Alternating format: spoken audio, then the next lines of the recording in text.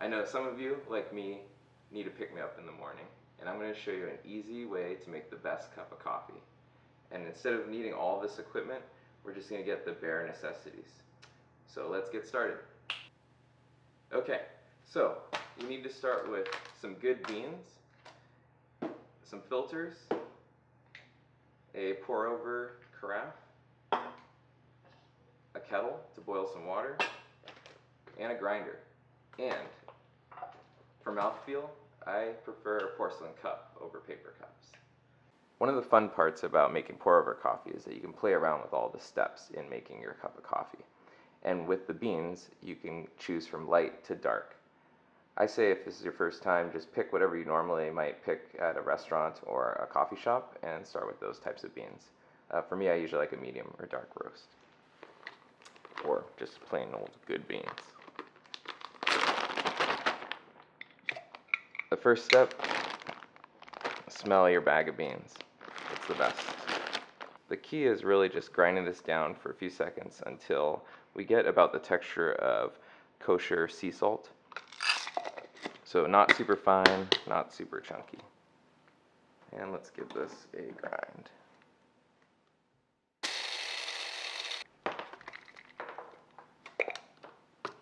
I'm liking the texture of that. Let's see if you can see that up close.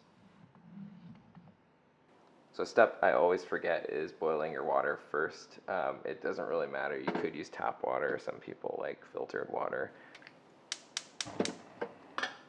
So we're going to boil this to about 195 degrees Fahrenheit to about 200, 205.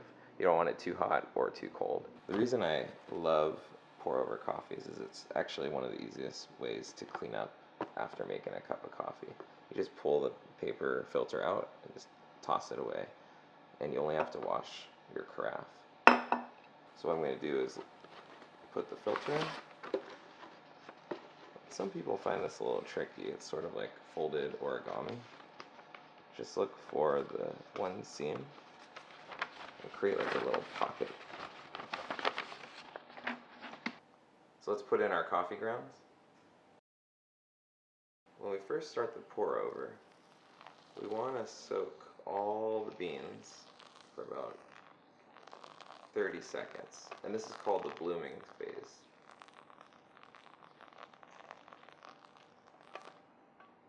So each time we pour hot water onto the beans, we're going to wait about 30 seconds to let it soak in. But you can kind of start to see when the top starts to dry out that it's about time to add water.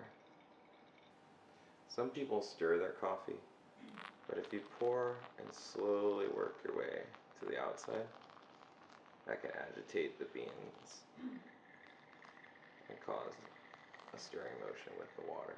Now in this case, I'm going to fill up just to the brim of the carafe, and again, let that pour through for about 30 seconds. Now we can compost our grinds. Okay, time to enjoy our cup of coffee.